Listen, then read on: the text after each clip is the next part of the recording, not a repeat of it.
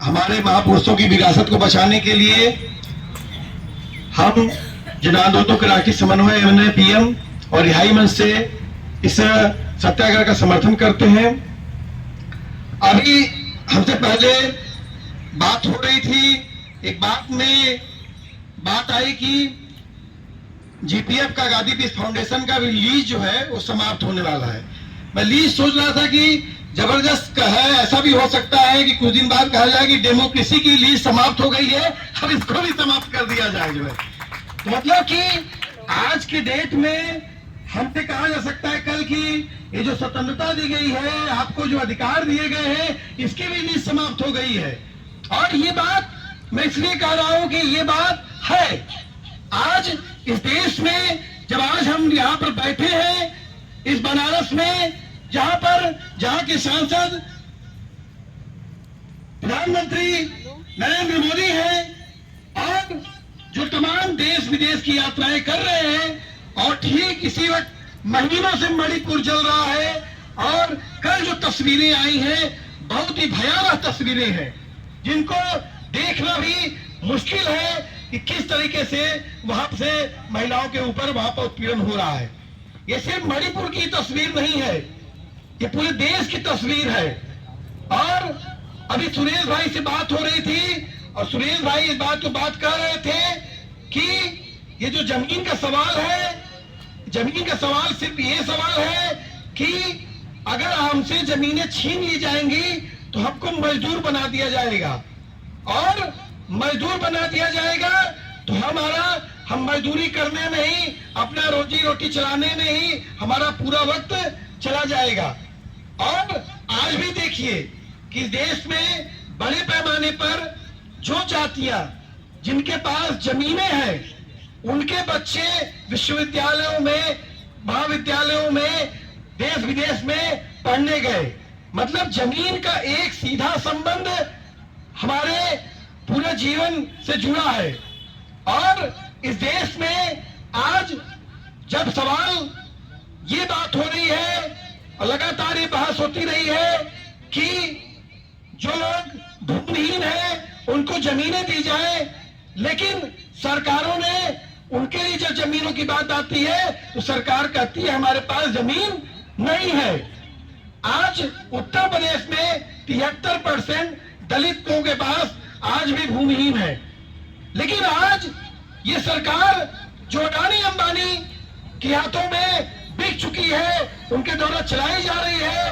आज सुबह राम धीरज जी बता रहे थे बातचीत में कि यहाँ पर बगल में अडानी का यहाँ पर कोई यहाँ पर उनका प्रोजेक्ट चल रहा है, चलने वाला है, ऐसा किया जा रहा है।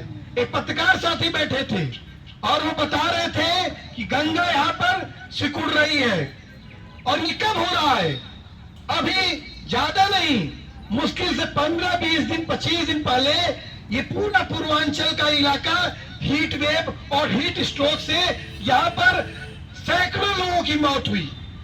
मैं पश्चिमी यूपी में था और मैंने अपनी मम्मी से बात किया, उन्होंने कहा कि पता नहीं क्या हो रहा है, लोग मर रहे हैं, और बेलैसा से लेकर हमारे मोहल्ले तक दसियों लोग मर गए।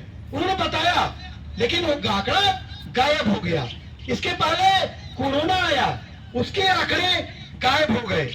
मतलब कि आज जो ये सविनय अवज्ञा सत्याग्रह चल रहा है, जिस वक्त में यहाँ पर ये हमारी जो गांधी विनोबा जेपी की जो विरासत है, ये विरासत पे हमला है। आज इस देश में इस बात पे कितना महत्वपूर्ण सवाल हो गया है कि जब हम लोग आज बनारस में यहाँ बैठे हैं तो ठीक इसी समय आजमगढ़ में आज 100 किलोमीटर पे दूर पे पिछले 9 महीने 10 महीने हो गए हैं, वहां पर किसान धरने पर बैठे हैं और वो भी सवाल जमीन के सवाल पे बैठे हैं कि हमारी जमीन आप मत छीनिए।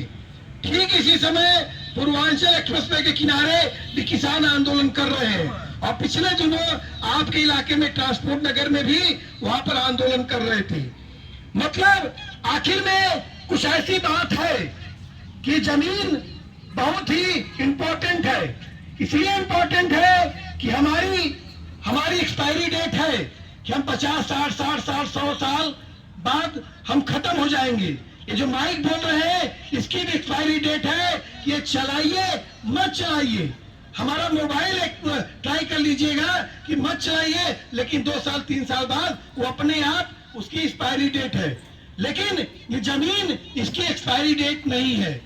और आज अभी इस मुल्क में जब हम बात कर रहे हैं, यहाँ पर गांधी विनोबा जेपी की विरासत को बचाने की बात कर रहे हैं, इस देश में क्या मनाया जा रहा है? अमृत काल। ये अमृत काल है। अगर ये अमृत काल है तो माफ कीजिए, तो इससे अच्छा तो विष काल ही अच्छा है कि विष ही हम लोग पी लें। अगर अमृत ये है कि आज जिस देश में दुनिया में मोदी जी जहां जाते हैं, दुनिया में जाते हैं जहां पर, वहां पर वो गांधी और अंबेडकर की बात करते हैं, बुद्ध की बात करते हैं। अगर गांधी अंबेडकर बुद्ध को अगर हटा दिया जाए तो वहां पर ये बात नहीं कर पाते हैं। वहां पर ये कभी जाकर के सावरकर हेडगेवार की बात नहीं करते हैं। वहां पर हर जगह जब बात आती है तो गांधी अंबेडकर बुद्ध की बात करते हैं। लेकिन जब इसी देश में ये सिलसिला, क्योंकि आज जो यहाँ पर हम लोग आंदोलन कर रहे हैं, सिर्फ ये एक जमीन का टुकड़ा नहीं है, ये हमारी विरासत है। अगर आज ये विरासत हमारे हाथ से चली गई तो कल की डेट में आने वाली नस्लें हमसे यही कहेंगी कि आप इस देश को नहीं बचा पाए।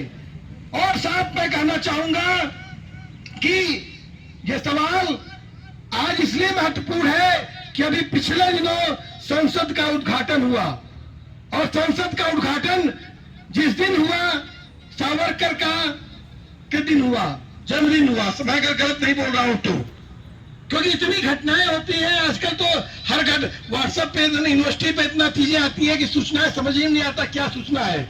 लेकिन सवाल इस बात का है कि नरेंद्र मोदी जी, अगर हम आपसे सवाल करते हैं आज 61वें दिन कि आप अगर यहाँ पर आपका संसदीय क्षेत्र है, यहाँ पर अगर आप गांधी विनोबा और जेपी की विरासत को आपकी सरकार में नेस्तनाबूद करने का जो षड्यंत्र रचा जा रहा है, तो आप अगर यही करना है तो आप क्यों जाकर के विदेश में गांधी अंबेडकर बुद्ध की बात करते हैं?